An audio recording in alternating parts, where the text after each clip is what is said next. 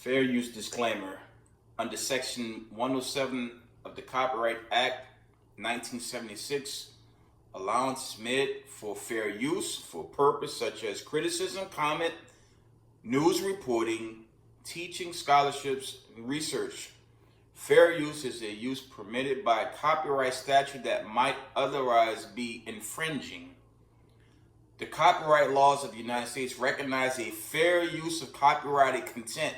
Section 107 of the United States Copyright Act states, notwithstanding provisions of sections 106 and 106A, the fair use of the copyrighted work includes such use by reproduction of copies, phono records, or by any other means specified by that section for a purpose such as criticism, comments, news reporting, teachings, scholarship, research, is not an infringement of copyright. Copyright disclaimer, fair use. Common criminal during 11 hours in police custody, which one retired UK detective called an extraordinary fall from grace for the one-time favored royal. Andrew Mountbatten Windsor was planning to spend his 66th birthday alone at home with his 7 dogs on Thursday, February 19th, when cops swooped in and arrested him on suspicion of misconduct in public office for allegedly passing secret documents to his pedophile pal, Jeffrey Epstein. King Charles's younger brother ended up spending 11 hours in custody, where he was treated just like any other suspect and made to give DNA swabs, fingerprints, and a mugshot, according to The Sun. I doubt whether the police gave him tea in a bone china cup, and the microwaved food in custody centers is virtually inedible, McNeville, a retired detective chief inspector, told The Sun. It's an extraordinary fall from grace. While he was in custody, investigators combed Sandringham and his former home, Royal Lodge.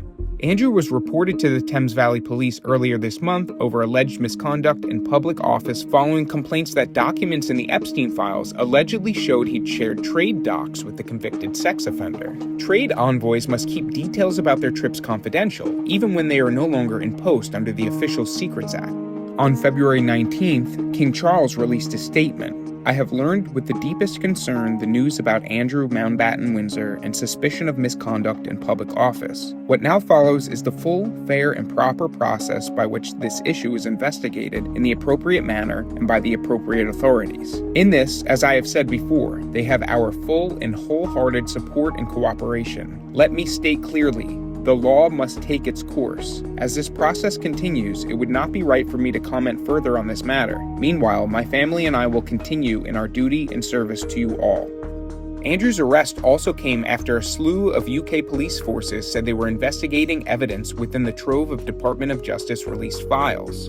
A total of 87 flights linked to Epstein arrived or departed from UK airports from the early 1990s to 2018. Andrew was initially investigated over long-running claims by Epstein victim Virginia Giuffre that she was made to have sex with him 3 times, starting when she was 17, on orders from Epstein and his madame, Ghislaine Maxwell. Andrew was never charged and has vehemently denied any wrongdoing. However, he paid millions of pounds to Giuffre in a civil settlement while denying wrongdoing. He also lost his royal duties and titles over the scandal of his close friendship with Epstein and Maxwell. Andrew has been repeatedly urged to testify about his links to Epstein in front of a congressional committee.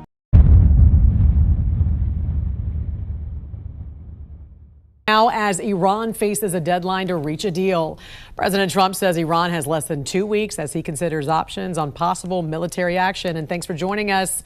I'm Jan Jeffcoat. It is Friday, February 20th, and this morning, the Iranian regime is on the clock and completely surrounded by the largest deployment of U.S. forces in decades. We want to get right to Angela Brown at the live desk, who is tracking all the latest developments. Good morning to you, Angela. You know, a lot happening right now, and Trump says Iran is running out of time. Yeah, what do we have, like 10 days before something has to happen? That's right. Happen leading up to what? I guess that's the big question. What are we counting down to? Well, the president's weighing a ton of options right now. We haven't seen, as Jan mentioned, military buildup like this in the Middle East in more than 20 years. We're talking on the Iraq War. Now, right now, the president could go really a number of directions at this point, including targeted strikes on Iran's nuclear and military bases, taking out Iran's leaders, or trying to let peace kind of prevail in the situation. Speaking to the newly formed Board of Peace in the past 24 hours, the president says he's going to make that decision in the next week or so. And we do have some work to do with Iran. They can't have a nuclear weapon. It's very simple. You can't have peace in the Middle East if they have a nuclear weapon. And they can't have a nuclear weapon. And they've been told that very strongly.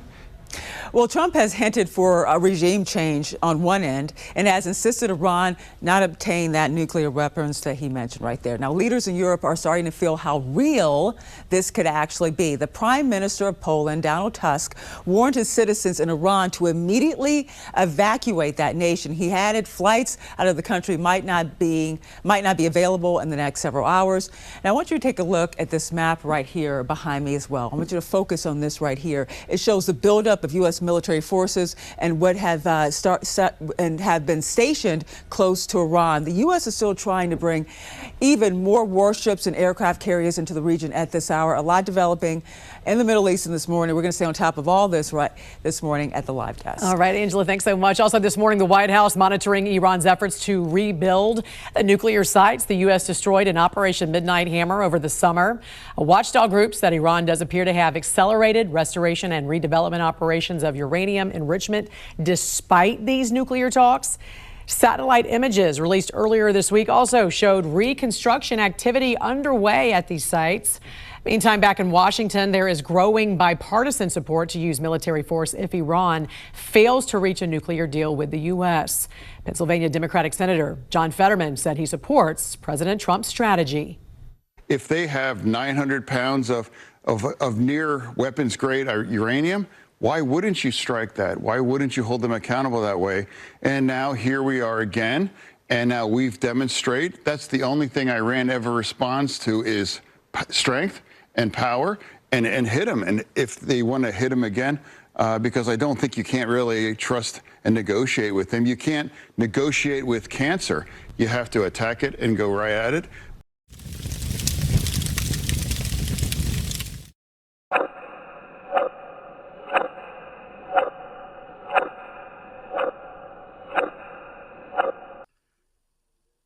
To read out a book, 2 Thessalonians chapter 3 and verse 4, and it says, "Let no man deceive you by any means, for that they shall not come, except their coming falling away first, and that man of sin be revealed, the son of perdition, who opposeth, exalt himself above all that is called God, or that is worshipped, so that he, as God, sitteth in the temple of God, showing himself that he is God." First, I want to give all praise, honor, glory to Yahweh, Ba'ashem, Yahushai, Ba'ashem, Rakakodash. Double honors to the mighty men, the elders, and the apostles in the community, waking up the lost sheep, the house of Israel in these last days. Peace and blessings to everyone doing this truth and humbleness, sincerity. Again, I'm going to say shalom. This your brother Yasai Konesh on a video, and we're going to go into some notifications, some articles, bring out some scriptures, and I'll wind this video down, okay? I want to share some notifications over the week. I don't want to tell y'all to get to get over excited when they keep bringing about these wars and rumors of war. As of late, there's been this theme on America's going to attack Iran, but only the Most High know. Although there's been plenty of buildup, okay? And I want to share some of those. Notifications with you guys, right?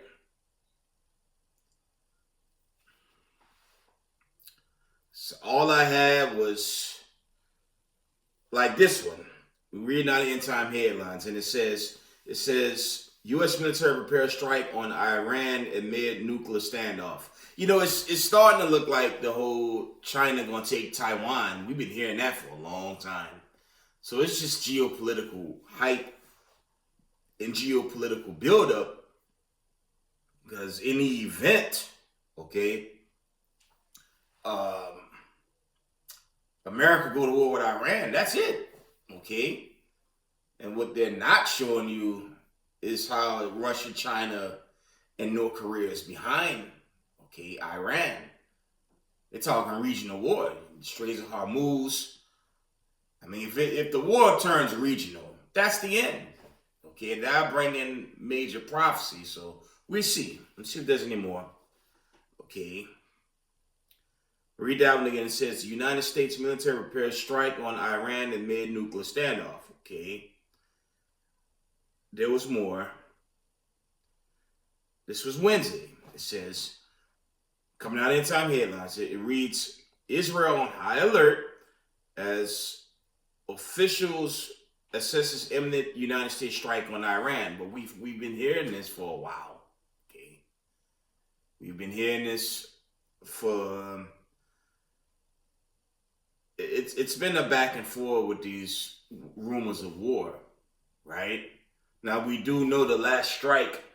We do know the last strike on Iran was right around June last year, maybe, when they hit those empty facilities, and they didn't do it. They didn't do anything, okay? But like I said, we see. This was an interesting one. This was also on Wednesday. Coming out of End-Time headlines, it says Russia's Sergei Lavrov warns against any new United States strike on Iran. So there was one warning from Russia to America. Okay. I'm going to tell y'all straight. If that thing pop off, America's going to get destroyed. Okay. The United States has an old Navy fleet. Mind you, their Navy fleet may have weapons. Like they say, they have these soldiers, airplanes, you know, those are carriers where the jets take off and all that stuff. They may have that. But those are outdated warships versus arsenal of high tech, okay, coming out of Russia and China, high-end opposition, okay. There's no way this time around America's going to flex its muscles like it did after World War II. That America's gone, right? So I want to get into that. But before I start the video, I don't want to make it too long, okay? I want to show y'all, actually, I want to talk about this whole Epstein thing. I mean, I don't really like to get into that because I know that's sensitive, okay? Especially on certain channels, a certain platform, should I say. But come on, that looks pretty bad with this whole guy from United Kingdom, a former prince of that land or whatever, going into those royal families. I'm going to say this. If they DOJ seen dirt and, you know, the guy had to pay a lot of money to get out, and now he's dealing with all types of civil issues regarding that, it says a lot what they're trying to do versus what America's doing in that Comedy Central Department of Justice, okay? I'll say this. That Epstein file is so bad, it's putting a nasty stain throughout this 50 states. And it shows you, okay, Exodus 17, Revelation 2 and 9, Revelation 3 and 9, the Lord exposing who's been running this earth, man, who currently runs it. And because of the wickedness and chiefly the mistreatment of the scattered Hebrew Israelites scattered across the four corners of the earth, now the Most High is judging this place. But that don't look good. You know, I'm going to say fair use. I'll show a video clip to show you how bad that looks, okay? And your so-called president, his name pops up the most, okay? That lets you know this whole system is criminal, okay? He's the first president, when you do the research, to have felony charges. And instead of the Supreme Court on his day one having him arrested, they sworn him into office knowing he was a convicted felon. Okay, now him and his friends about to take America into Armageddon and total judgment, okay? That usher in the deliverance, of course, for the saints of the Most High, but it's sad, okay? The stain on America, okay? But that's the Most High judging this place, right? And I also want to show, give me a second. There's something else I want to go into before I end it.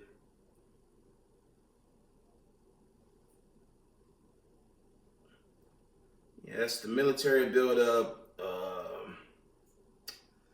Yeah, going into the end of this video,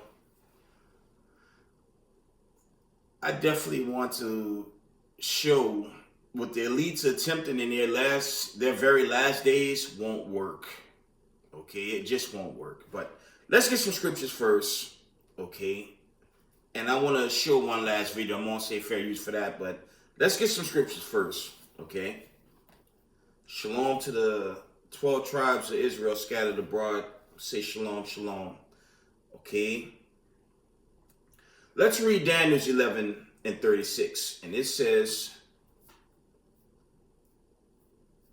Daniel's 11:36 reads, and the king shall do according to his will, and he shall exalt himself and magnify himself above every god, and shall speak marvelous things against the God of gods, and shall prosper till the indignation be accomplished, for that is determined shall be done. Okay, that's going into I believe that's King Nebuchadnezzar during the time of Daniel's, okay?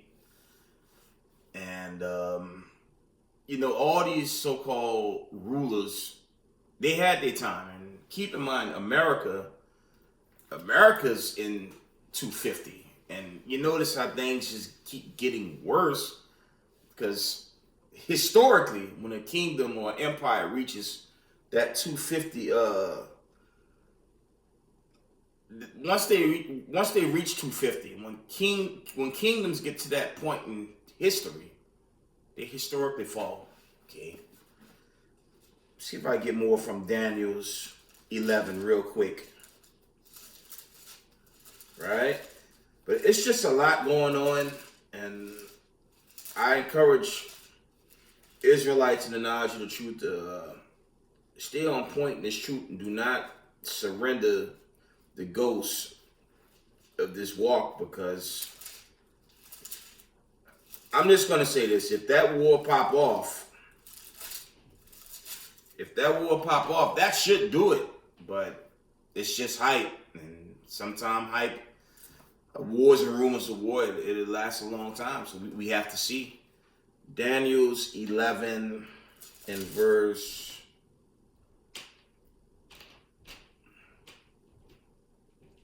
Let's read verse 37. It says, neither shall he regard the God of his fathers, nor desire of women, nor regard of any God, for he shall magnify himself above all. Okay? But in his estate shall he honor the God of forces, and a God whom his fathers knew not shall he honor with gold and silver and with precious stones and pleasant things. Okay? The point is verse 36, though. And when you read verse 36, that's really, you know, that king mocking the God of Abraham, Isaac, and Jacob. Okay? Because none of the nations consider the Israelites. And we could see, based on, again, on that whole Epstein thing, that's about as bad as it can get for the United States. Excuse me. That's about as bad as it can get to see that type of corruption with high-end elite officials. We talking judges, senators, Republicans, lawmakers, both parties, entertainers, all in there, okay? And I just, all that you can say is, you know, Job 9 and 24, 101 with that. Okay? And you don't see how DOJ making moves on the current administration. Okay? And the president, his name pops up the most, but there's no articles of impeachment right now because the elites, they're showing who they are, and the world can see who they are, and it's going to end very bad for America. Let's read on. Let's read on. Let's go to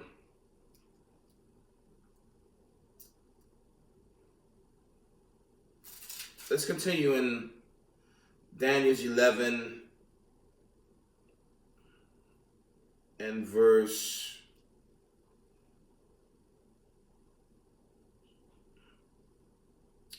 39. It says, "Thus shall he do in the most strongholds with this strange God, whom he shall acknowledge, increase with glory, and he shall cause them to rule over many, and shall divide the land for gain." Okay, and this is also symbolic into the end time, because when you read the latter end of Daniel's 2, there's a split in the kingdom. Okay, there's going to be great division amongst the heathen nations, right? Okay. Verse 40, Daniel's 11 and 40 says, and at that time of the end shall the king of the south push at him, and the king of the north shall come against him like a whirlwind, with chariots and with horsemen and with many ships, and he shall enter into the countries and shall overflow and pass over. Verse 41, he shall enter also into the glorious land, and many countries shall be overthrown, but these shall escape out of his hand, even Edom and Moab and the chief of the children of Ammon. Okay, it's symbolic to this final war that's prepping up, this whole Middle Eastern thing, because that won't be, okay, it won't be wars and rumors and war with that forever. That's going to turn into Joel 3, okay? And again, Israel, if that thing pop off, which I'm praying it does, I'm hoping we don't have to do another 6 months in this captivity, but I don't know. I always say, y'all, I don't know the day or the hour. We don't know how long the Most High gonna have this thing play out. We just have to keep the commandments and just, keep the faith, right? Daniel's 11 and 42. It says, he shall stretch forth his hand also upon the countries, and the land of Egypt shall not escape. Okay, now this Egypt not talking about ancient Egypt. This Egypt is actually talking about America, spiritual Egypt, Babylon the Great. Okay, but he shall have power over the treasures of gold and silver, and all the precious things of Egypt, and Libyans and Ethiopians shall be at his steps. But tidings out of the east and out of the north shall trouble him. Therefore he shall go forth with great fury to destroy and utterly make away many. And he shall plant the tabernacles of his place between the seas and the glorious holy mountain. Okay, yeah, this is actually dealing with Yahweh shall take over. It says, holy mountains, yet he shall come to his end, and none shall help him. Okay, that's symbolic to when Yahweh shall come and destroy the king of Babylon. This king of Babylon isn't talking about ancient Babylon. That's actually symbolic to America. Okay, I'm gonna read that from the top. Daniel's 11 and 44. And I'm gonna read down to 45 again. It says, but the tidings out of the east and out of the north shall trouble him. Therefore he shall go forth with great fury to destroy and utterly to make away many. That's going into judgment, okay? And he shall plant the tabernacles of his holy place between the seas and the glorious holy mountains, yet he shall come to his end, and none shall help him. Yeah, that's going into judgment, okay? Because when you deal with the holy mountain, you know what that's talking about? That's talking about Micah 4:3 and Isaiah 2:4. That's prophecy. That's an end time prophecy and future prophecy that never happened. And we all know that never ever happened after World War II. Okay, and that's a cut on anyone believing you're surely sugarcoated. Y'all know what I'm saying? Anyone believing that status quo, okay, it's gonna be judged severely for that, right? Yeah, Exodus 17, Revelation 2:9, Revelation 3:9. Okay, they don't fit the bill, and that's not even a talking point going forward, especially with all the Epstein madness out there, exposing them in the worst way. Okay, Daniel's 12:1. Might as well read it since I'm here. It says, "And at that time shall Michael stand up, the great prince will stand for the children of thy people." This is dealing with the people of the diaspora. Okay? That's the 12 tribes of children of Israel. Okay? The children of the diaspora is the Israelites today. 12 tribes scattered abroad. Okay? Them the ones lied.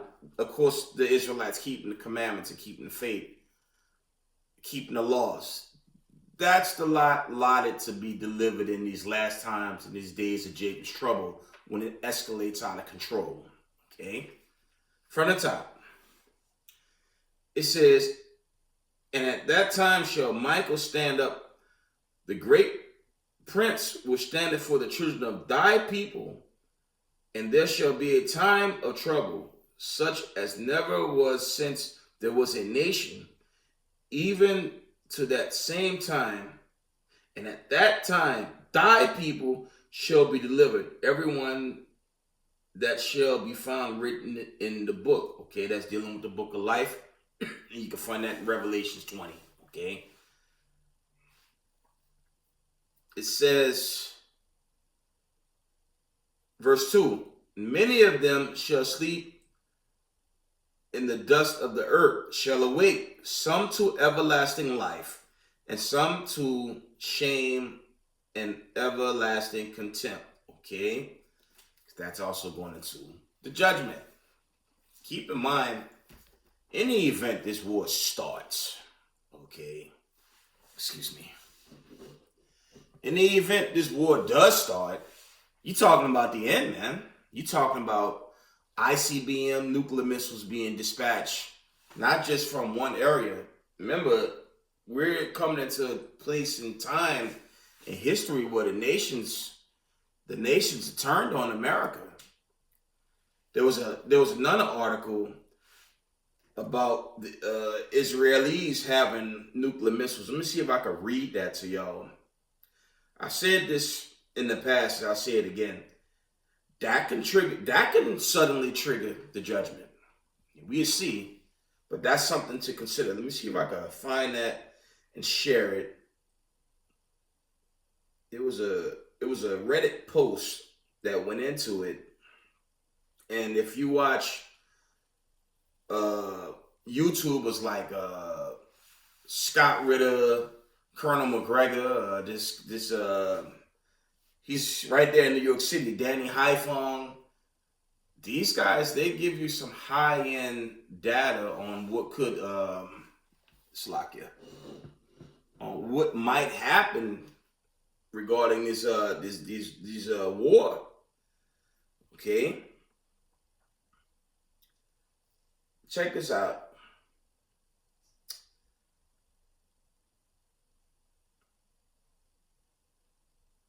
There was an account that went into the Israelis having missiles. I guess they deleted it. Let me see.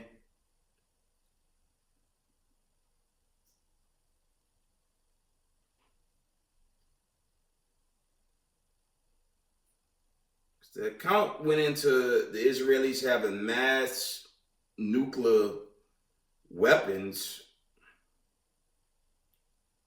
I don't see it in my feed anymore, but I've had this conversation. I brought this up. You know, if the Israelis use a nuke, that can absolutely bring in the end of America, because remember, their headquarters is here anyways. That's not a secret anymore. Everyone knows it, right?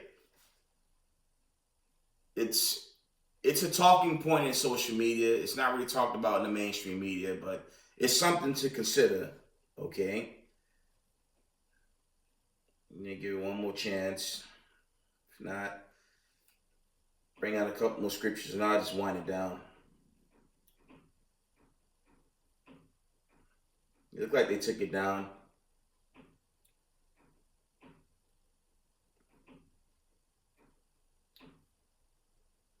My apologies. Let me give it one more look.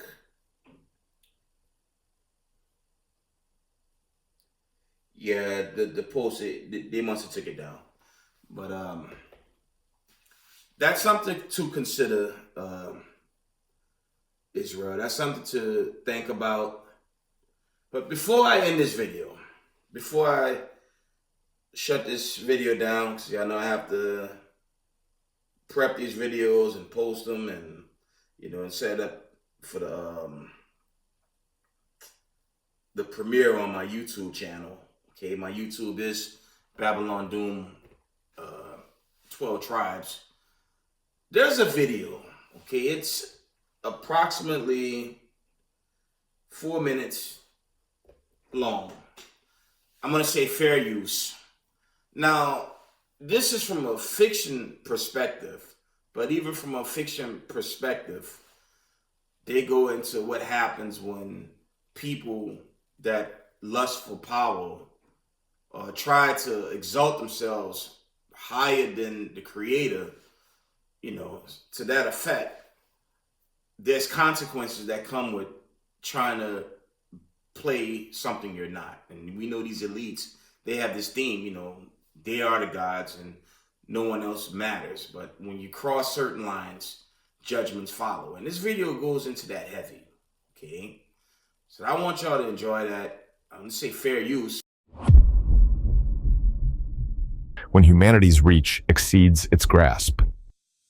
While Umbrella's story serves as a cautionary tale rooted in fiction, its themes of unchecked ambition and the struggle to control forces beyond comprehension echo eerily in the real world. Humanity's own attempts to dominate and manipulate the natural world often lead to equally catastrophic consequences. Nature has no personal motive. It does not take revenge. It does not take advantage. It simply takes the course of correction. Every time humans disrupt this balance, nature inevitably reclaims it, not as punishment, but as an intrinsic mechanism for survival. Whether it's the regrowth of abandoned forests or the adaptation of ecosystems to new pressures, nature's corrections are relentless and impartial. Rising global temperatures, for example, are forcing species to adapt or perish, driving migrations and the formation of new ecosystems. These acts of adaptation, though indifferent to human suffering, underline nature's true power, its capacity to correct, adapt, and endure beyond the limits of human comprehension. Yet, the question lingers, can humanity ever engineer itself into becoming better? Artificial selection is far from a novel concept. Humanity has practiced it for centuries with crops and animals, creating hardier plants and breeding animals for desired traits. While these experiments often achieve short-term success, they can also lead to unforeseen consequences, fragile ecosystems, genetic bottlenecks, and dependencies on human intervention. However, applying artificial selection to humans operates on an entirely different scale. Unlike plants or livestock, humans are intricately complex, with biology intertwined with culture, ethics, and individuality. Any attempt to engineer human evolution carries unpredictable consequences, posing profound moral and societal challenges. History warns us that such attempts, often framed as progress, lead to dangerous oversights. As Francois Rabelais once wrote, "Science without conscience is the soul's perdition." The pursuit of perfection, whether through genetics, resulted in exclusion, suffering, and unintended consequences. Traits like intelligence, strength, or beauty, so often heralded as ideals, are subjective and context dependent. What one society deems better, another may see as a flaw. Moreover, the very traits that define humanity, our creativity, resilience, and empathy, are often born from our imperfections. In striving for perfection, we risk losing the essence of what makes us human. Power tends to corrupt, and absolute power tends to corrupt absolutely. If one is ready to wield absolute power, they must also be ready to face the absolute consequences. Modern advancements like gene editing offer promises of curing diseases and extending lifespans, yet they force us to confront profound ethical dilemmas. If we can enhance human abilities, should we? And who decides what traits are worth enhancing? These questions aren't just scientific, but moral, touching on inequality, diversity, and the unpredictable ripple effects of tampering with human evolution. Perhaps the real challenge isn't in becoming biologically better, but in redefining what we value as a species. Is perfection even attainable, or is it an illusion that leads us down a path of self-destruction? Perhaps our strength lies not in conformity to an ideal, but in our diversity, imperfections, and ability to adapt. But, if given the chance, how true would we remain to ourselves in resisting the temptation to abuse such power?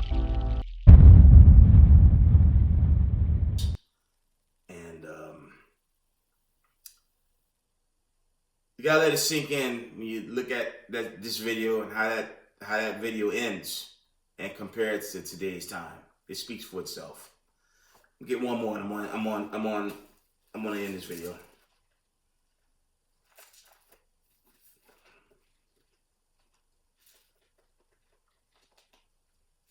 Let's get Genesis 49:1. We're going to hear. It's a lot happening, but stay up on this global conflict, okay?